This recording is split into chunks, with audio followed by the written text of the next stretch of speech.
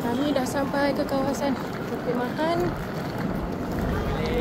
So, dua jalan. Dua hala tu most likely is dua Jamrah.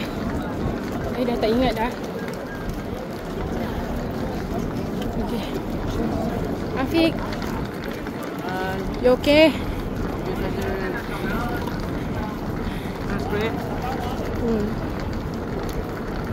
Through the camera. Okay.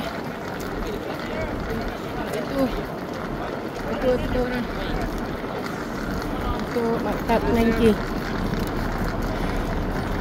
Harapnya rumah kami dekat-dekat sini lah.